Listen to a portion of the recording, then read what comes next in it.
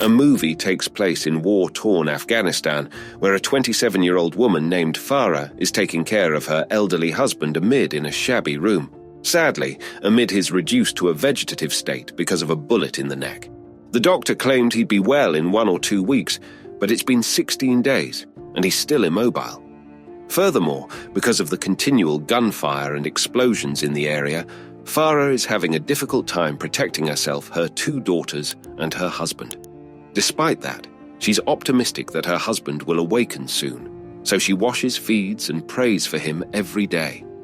One day, Pharaoh requests that her husband hold his breath, and when he does, she realizes that her mid can hear her voice. Just then, her daughters bother her, claiming they're hungry, and at the same time, she realizes that drinking water is also running low. Later, Farah goes to the pharmacy and requests medication to keep her husband alive. However, it's since she has no money, the pharmacist refuses to give her anything. Disappointed, Farah returns home and gives her maid a mixture of salt and sugar water to keep them alive, desperate for help. The poor woman puts on her hijab and goes to her aunt's house. However, an elderly landlord opens the door and informs her that her aunt has moved out fairer than asks for the new address of rent, but the elderly lady closes the door without saying anything. Now, Pharaoh returns home upset by this revelation and informs her husband about it. Furthermore, she tells me that his mother and brothers have abandoned him due to the dread of bombings. This makes her upset as well, because he remembers her mid being shot after getting into a confrontation with someone for insulting his mother that evening. Fair burns a kerosene lamp since there's no electricity in the house. The daughters ask her why their father is so upset with them. However, Fair informs the girls that Dad is not furious and that he's simply sick, but he'll be fine soon.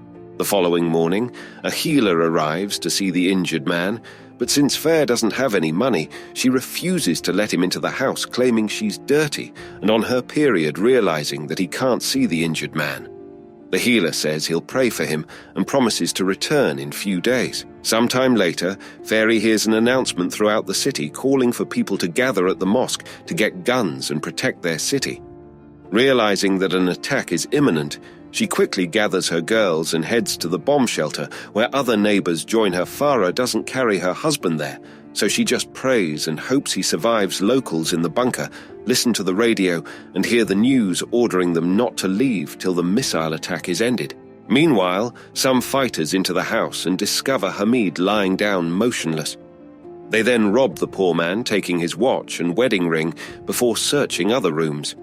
There's no one else in the house, and when they notice the Quran lying next to him, the fighters realize he shares the same faith and quietly leave the house after the bombing fare comes from the cellar and immediately checks on her husband.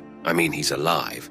But she finds that some of the items in the house are stolen, and as she walks outside, Fair is horrified to see 5 of her neighbors' dead bodies hanging in the middle of the yard. Realizing she can't continue on like this, Ferret takes her girls and returns to her aunt's address. The landlord refuses to speak to her once again, but the woman swears she will not go until she has the address, having no other choice. The landlord eventually gives Fair the new address of her aunt, who has moved into a motel soon enough.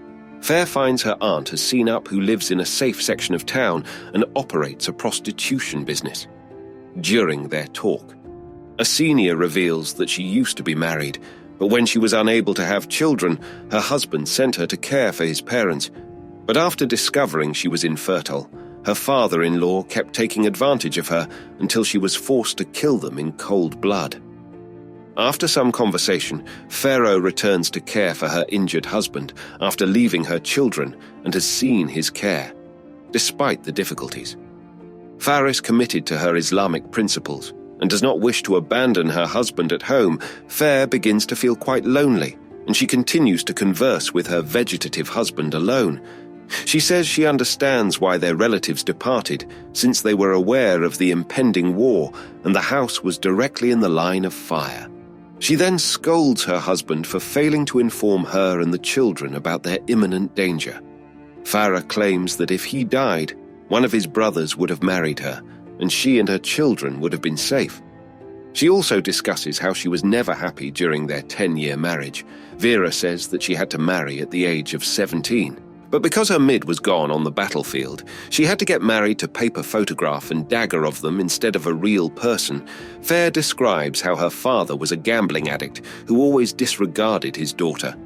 It was okay if he won the game, but if he lost, he beat her and kicked Farah and her mother. However, one day after losing all of his money and property, her father had nothing left to lose. He then sold Farah's sister to a middle-aged man in his 40s. Therefore, Farah considered herself fortunate that even though she's married to an old man like Hamid, he's still a war hero. However, Hamid was at war. During their marriage fair, his mother-in-law was in charge of her life. She used to sleep with Farah every day to protect her virginity, which made her uncomfortable. Meanwhile, her brother-in-law would often sneak outside her door to watch her bathe. She was terrified of them, but Farah could only pretend she didn't know anything because her mother-in-law would accuse her of being bad if she ever complained. The following day, Pharaoh returns to Hasina and informs her that she's unable to stop talking, confessing dreadful truths to a paralyzed husband.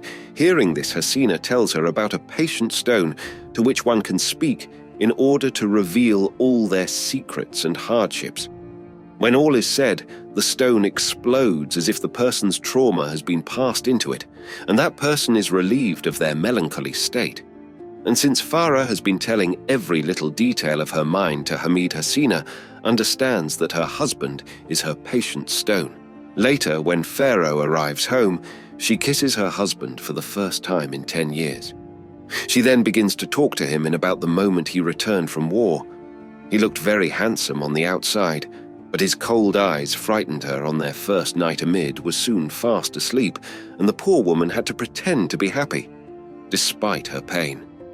Farah made it through this one, but her further days were even tougher after she and their husband shared a room every day. Her mother-in-law kept an eye on her belly since she was expecting her daughter-in-law to give birth. The following day, Farah hears unusual noises, but it turns out that her neighbors are burying their loved ones. Farah understands that the city is full of warriors who can kill her disabled husband. Therefore, she hides her maid in a niche with drapes and a pillow. Soon after, a commander enters the house and points a gun at her, asking her to stay quiet, just that another young soldier comes inside. And upon seeing Farah, he's instantly smitten by her. Later, when the old commander inquires about her family, Pharaoh reveals that she's a widow with 2 daughters. During their talk, she reveals that she was a prostitute who sells her body to support her 2 daughters. Hearing this, the commander becomes enraged and begins lecturing her and calling her names. He then spits in her face before walking away. Later, Farah visits Hasina and tells her what happened earlier that day. Achina claims that she did the right thing because those people would have taken advantage of her if they'd not known she was a prostitute, according to their beliefs. Sleeping with a prostitute woman is exceedingly shameful and repulsive, but sleeping with a noble woman is somehow a matter of great dignity.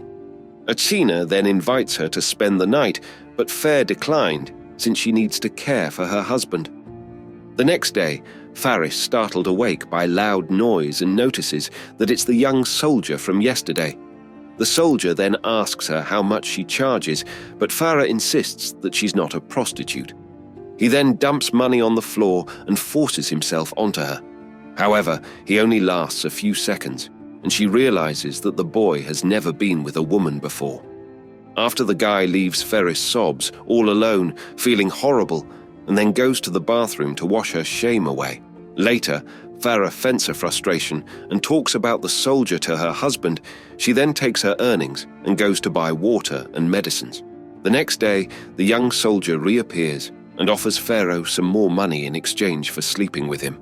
This time, she agrees and takes him to a room willingly. Fair later confesses this to her husband, knowing that if he were healthy right now, he would have killed her. She then claims that Hamid was never good in bed and didn't care about her desires, but the soldier is learning and getting better. The following day, Farah notices that someone has repaired the fence of her house. Once again, the young soldier arrives, but Farah says she can't do it today. However, he persists in coming and claims to only want to talk the two, then go inside. And when Pharaoh removes his clothes, she noticed a cigarette burns and scars on his body. The soldier informs Fair that the old commander she saw earlier tortures them every day. He reveals that he's an orphan and that the commander found him on the street and made him a soldier. Seeing this, Thera calms him down and hugs him gently. The next morning, Fair discovers a package in front of her home with fruits and a gold necklace given to her by her soldier in love. She then puts on some nice clothes and makeup while she waits for the guy Farah tells her maid that only with that young soldier she feels like a true woman and feels happy. She then reveals the fact that when she was pregnant, she tried to get rid of the baby and thought of strangling the child with her feet. It turns out that her husband is not the father of her daughter's Fair, went to the doctor at the time because she couldn't have children for 6 months. Her health was fine, and it was her husband who was infertile, but her mother-in-law was adamant that she have a child and even suggested that her mid marry someone else, so Hasina devised a plan and informed her mother-in-law that they'd found a healer. Hasina actually found a pimp, and they were blindfolded and trapped in a dark room to get intimate. Fair eventually became pregnant, but unfortunately it was a daughter, so she repeated the process with a different man. But the second child was also a daughter. Fairer then admits that she has no idea who their daughter's father is. As she reveals this major secret, how Amid suddenly awakens from his coma, and before she can react, Amid grabs her by the neck with great force while she struggles to breathe. However, Fair gathers the guts to reach for a knife and stabs him in the back as her husband dies, her eyes well up with tears. Just then, the young soldier arrives at the house and witnesses this scene right in front of his eyes.